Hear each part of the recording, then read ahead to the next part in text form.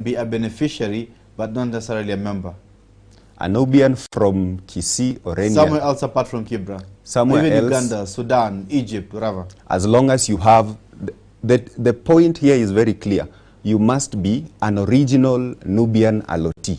In this case, where you come from does not matter as long as you're able to identify that you belong to the original Nubian allotee. And that is why somebody who, a good example would be, if today I am an original Nubian allotee and I have married a lady who is not from the bloodline descendants of the original Nubian allotee, that particular wife does not become either a beneficiary or a member of the trust, because the caveat is you must be an allotee of the original Nubian, you must be a descendant of the original Nubian descendant. But your progeny now will be beneficiaries? Yes. If I marry, for example, Halima here, we get children. By virtue of me being an original Nubian allotee, and for example, she's not an original Nubian allotee, my children will become beneficiaries and not members because they've not attained the age of 18. They will become beneficiaries by virtue of me, Hassan, being a descendant of the original Nubian allotee.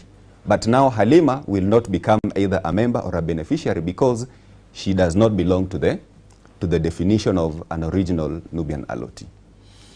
And the same thing applies if, for example, she's a Nubian of the original Nubian allotee, and me as the husband, I am not from the Nubian community.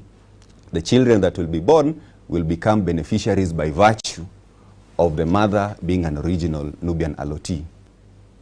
Wakil is still with you. There are title deeds. There are areas with existing title deeds within the 288. Areas like the Makina Masjid. Areas, people have their own individual title deeds in that case. So how have you addressed that matter?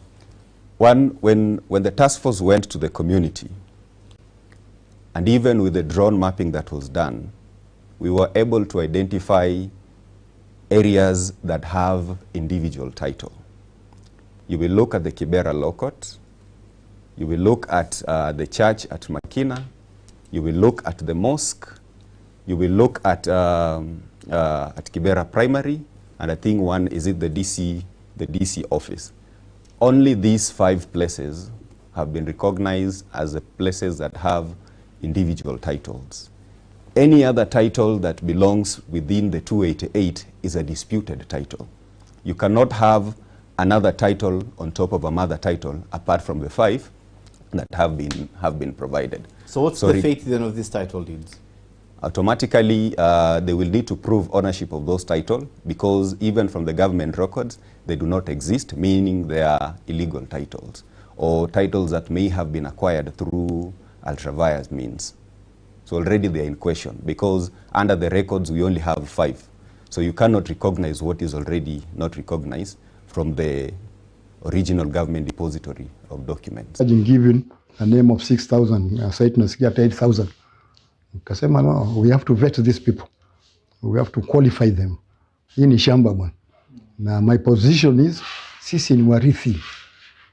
I am 3rd generation.